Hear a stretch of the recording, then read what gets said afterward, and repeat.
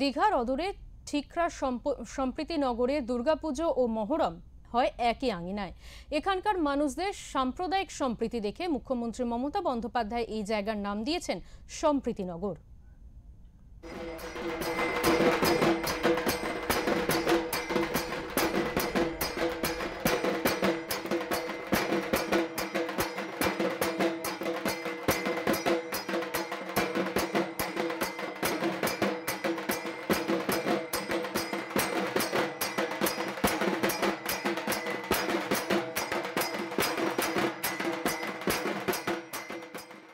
পূর্ব মেদিনীপুর জেলার রামনগরের সম্প্রীতিনগর যেন এক রূপকথার দেশ।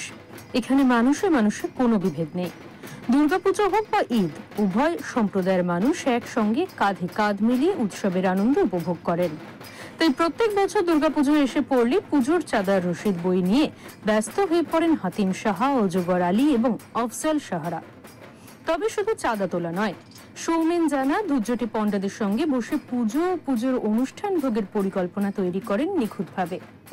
সম্প্রীতিনগর মানে আমাদের এখানে দীর্ঘদিন, ধরুন 100 বছর আগে থেকে আমাদের বাবা মা বা দাদু সবাই মিলেমিশে একসঙ্গে আমরা মন্দির মসজিদ, এখানে কোনো সমস্যা নেই। আমরা আমাদের সম্প্রীতি বার্তাটা একদম অটল বলতে গেলে।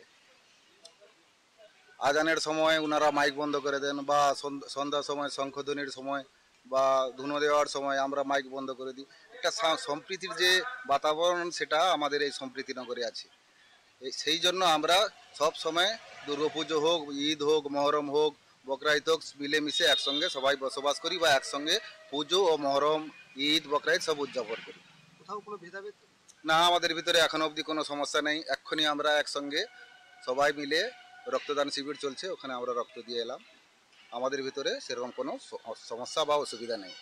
রামনগরের ঠিকরার কাবরার এই সম্প্রীতিনগরে স্থায়ী শিব দুর্গা মন্দির আর কাবরা মসজিদের অবস্থান পাশাপাশি। মন্দিরের মন্ত্র আর মসজিদের আজান মিলেমিশে একাকার হয়ে যায় এখানে। এই নিয়ে কোনোদিন বিভেদ তৈরি হয়নি স্থানীয় মানুষদের মধ্যে। এখানে সব রকমের হিন্দু মুসলিম পাশাপাশি দুটো মন্দির, মসজিদও আছে, মন্দিরও আছে। এখানে হিন্দুও রক্ত দিচ্ছে, মুসলমানও রক্ত দিচ্ছে, রক্তের কোনো ভেদাভেদ থাকে না। তাই গ্রামের সঙ্গে এই মহৎ কাজ আমাদের প্রত্যেক বছরই সাড়ম্বরে হয়। তো এটা নিয়ে কোনো অবকাশ থাকে না। কি বলবেন? বলার তো কিছু নেই, রক্তদান হয়তো মহৎ কাজ। তো এখানে আর জামন সঙ্গে যেভাবে করে প্রত্যেক বছর, সেটা সবার পক্ষে ভালো উদ্যোগ। স্থানীয় জাগরণ সংঘ এবার 82 বছর ধরে দুর্গাপুজোর আয়োজন করে আসছে। আর এই সাম্প্রদায়িক সম্প্রীতির নিদর্শনের জন্য মুখ্যমন্ত্রী মমতা বন্দ্যোপাধ্যায় এই জায়গার নাম দিয়েছেন সম্প্রীতিনগর। প্রদীপ মাইতির রিপোর্ট, ওঙ্কার বাংলা।